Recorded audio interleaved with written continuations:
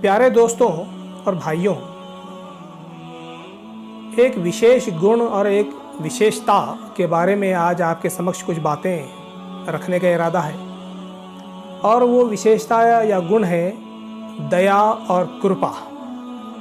जिस व्यक्ति में दया और कृपा होगी, जिस समाज में, जिस फैमिली में, जिस समुदाय में दया और कृपा की भावना होगी, ये विशेषता होगी, वो समाज तरक्की करेगा। उस समाज में हमेशा शांति बनी रहेगी, उस समाज में हमेशा मान सम्मान रहेगा, वो समाज हमेशा न्याय प्रिय रहेगा, वो समाज हमेशा दंगों से मुक्त रहेगा। तो ये विशेषता कि हमारे अंदर दूसरों के प्रति दया भावना हो, कृपा हो, ये विशेषता हम अपने अंदर निर्माण करना है, अपने समाज के अंदर हमको निर्माण करना है।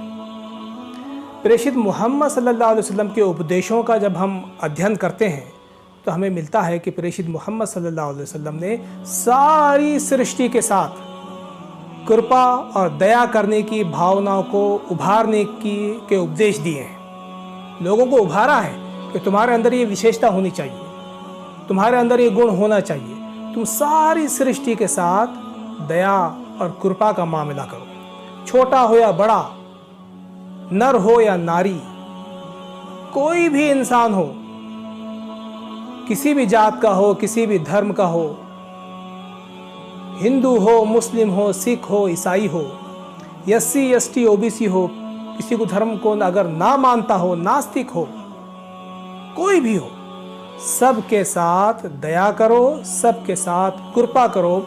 ये आदेश प्रेषित मोहम्मद सल्लल्लाहु अलैहि वसल्लम ने अपने उपदेशों में समस्त मानव जाति को दिया है। क्योंकि अगर ये गुण अगर हमारे अंदर पैदा हो जाए, समाज में अगर पैदा हो जाए, तो प्रेषित मोहम्मद ये जानते हैं कि उसके कारण समाज सुरक्षित हो जाएगा, समाज में शांति बनी रहेगी, समाज विकास करेगा, लोग भाईचारे के साथ रहेंगे, मान सम्मान के साथ रहेंगे, सद्भावना के साथ रहेंगे।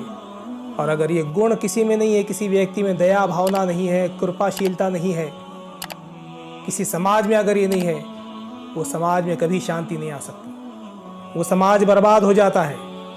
वो समाज में हमेशा झगड़े, दंगे और फसाद होते रहते हैं, क्योंकि लोग एक दूसरे के संबंध में दया रखते ही नहीं हैं, एक दूसरे को माफ़ करते ही नहीं हैं। तो ऐसा समाज कैसे शांत रह सकेगा? इसलिए प्रेषित मोहम्मद सल्लल्लाहु अलैहि वसल्लम ने अपने उपदेशों में ये बात कही है।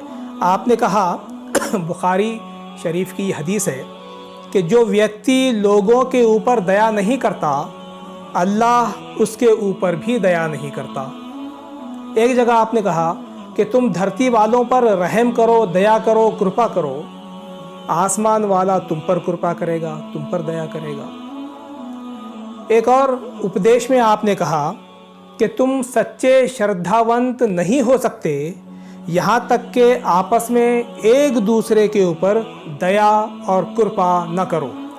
यानी अगर तुम्हें सच्चा श्रद्धावंत बनना है तो इसके लिए बहुत ज़रूरी है कि तुम एक दूसरे के ऊपर दया करो और कृपा करो। तो ये है वो गुण, ये है वो विशेषता, ये है वो कुंजी, ये है वो चाबी कि जिससे समाज की शांति का दरवाज़ा खुलता है, देश की शांति, न्याय, सद्भावना और भाईचारा का दरवाज़ा खुलता है। हम सबको ये विशेषता, दया भावना, कृपाशीलता अपने अंदर निर्माण करनी है, अपने बच्चों के अंदर निर्माण करनी है, अपने समुदाय, अपनी कौम और अपने देशवासियों के अंदर निर्माण करनी है, अपने समाज के अंदर निर्माण करनी है। अगर हम इसमें कामयाब हो गए तो इंशाअल्लाह चारों तरफ शांति होगी, सम्मान होगा, भाईचारा होगा, सद्भावना होगी, देश तरक्की करेगा, समाज तरक्की करेगा। हम सब अपने बीवी बच्चों के साथ सुरक्षित रहेंगे, प्यार मोहब्बत से रहेंगे, अमन और शांति से रहेंगे। तो मैं आपसे विनती करता हूँ कि दया और कृपा के इस गुण को हम अपने अंदर निर्माण करें। अगर हम चाहते हैं कि हमारा प्रभु हम पर दया करे, हमारा निराकार ईश्वर हम पे कृपा करे, तो हमको भी सृष्टि के सारी चीज़ों के साथ, सारे इंसानों के साथ दया और कृपा करनी चाहिए। बहुत बहुत शुक्रिया।